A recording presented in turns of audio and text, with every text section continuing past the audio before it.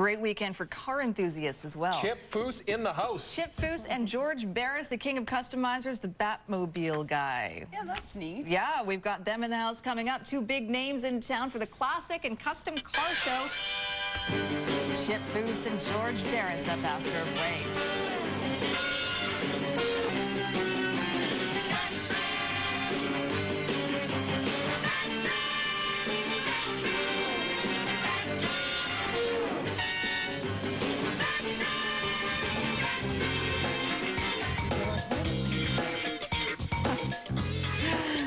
There's the girls, the classic custom and car show underway this weekend at the Trade X at Abbotsford, and we have two of the main attractions besides the cars themselves, of course, in the studio with us. George Barris, the king of customizers, is here on my right, and of course Chip Foose from Overholland. Thank you, Sophie. Over on Jay's side. Thanks so much for coming in, guys. Oh, it's our pleasure. It's good to be here. Yeah, it is. And Jay was so excited when he found out this morning that you guys were coming in. I was hoping you guys would be coming in. For sure. They got us up at the brightest dawn, make sure we got here. Excellent. And you brought the sunshine with you with your jacket. Yeah. So you're a huge fan of Overholland, Jay, and I was checking out some of the clips as well. We'll get to your work first, but I think we should start with the legend himself. When you talk about the Batmobile. This is it right here, by the way, the classic. And you've seen it change over the years. What are your thoughts in regards to that? Well, I kind of liked it the way it was originally, because that's when we did it like the comic book. It was fun. And when I went to Dozier, when he did the script, and he said, I want a 20th century Batmobile, I looked at his script and he went, pow, bang, wow. I said, well, if we're going to do that on your script, I'm going to do the same thing with a car. So when it went pow, we had a chain slicer. When it went bang, we set up rocket tubes.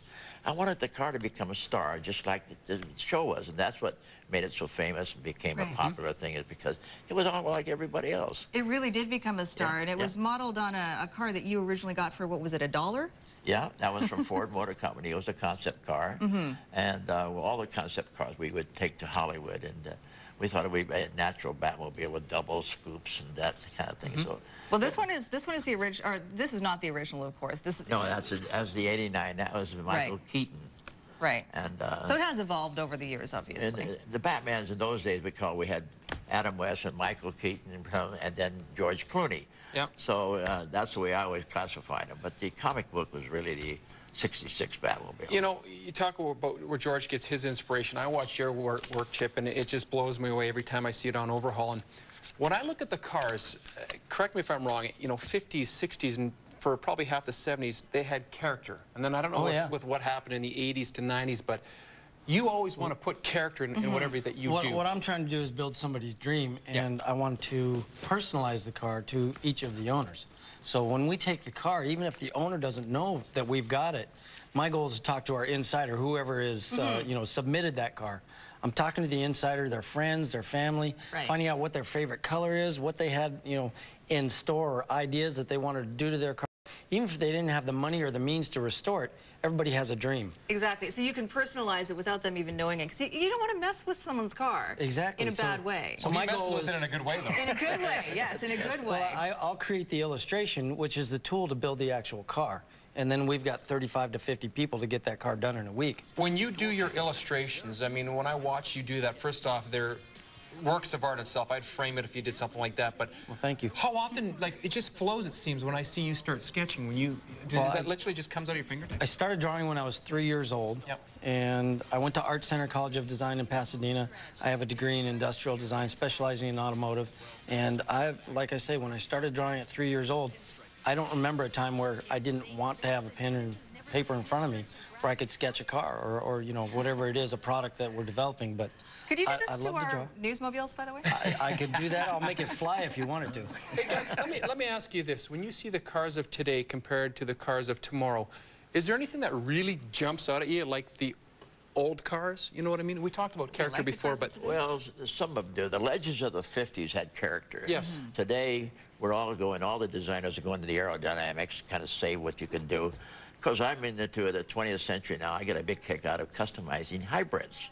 In California, it's a big thing because I did Brad Pitts and Bo Derricks, and a lot of them liked the hybrids, but what I didn't like about them, they were like a turtle. So we got to do a little bit of a trick, things like Chip and all of us. That's the fun we get, to be able to take something and put our intuition into it and make it look maybe hopefully better. Well, that's an interesting point, because I wonder how this customization is going to maintain popularity in this era where we are trying to get away from cars. But you think, Chip, that there's always room for this? People still love their cars. I think with rapid prototyping becoming so much more advanced, and the future, I think, of the automobile is you're going to be able to walk into a showroom, sit down at a computer screen, design what you want, and then somebody's going to build it.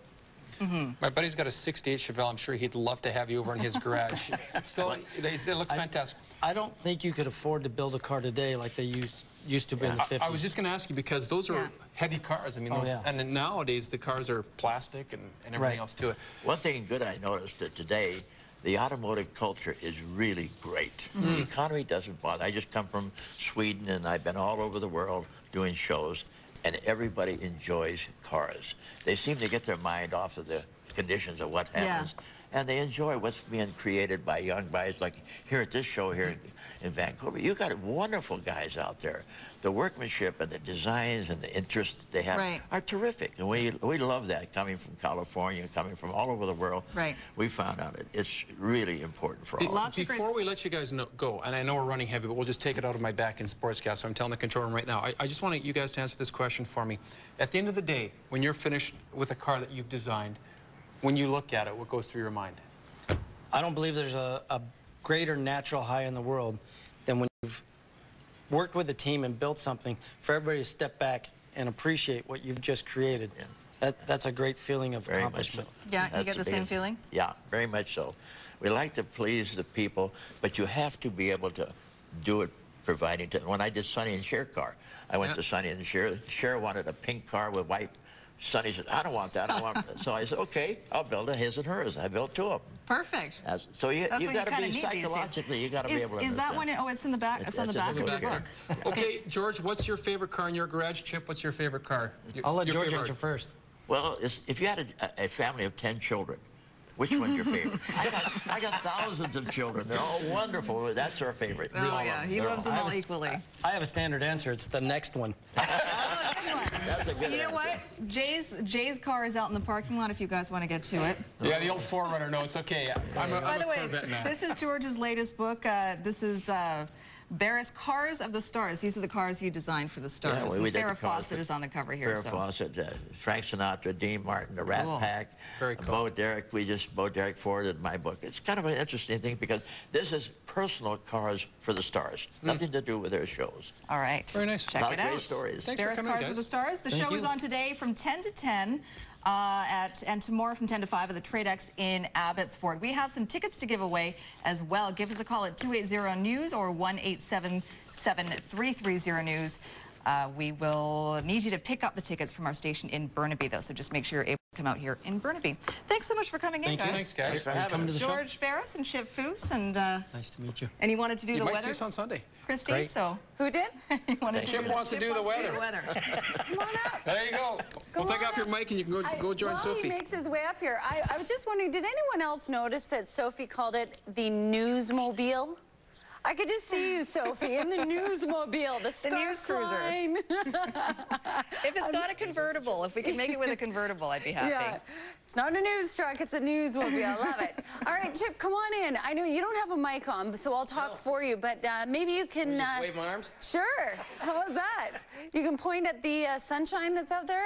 Where's the sunshine? Look, sun. It's confusing, isn't it, to see? Great. You're a natural. Thanks so much. Do you really want to do the weather, or are you good? No, go ahead and do it. Right on. All right, so...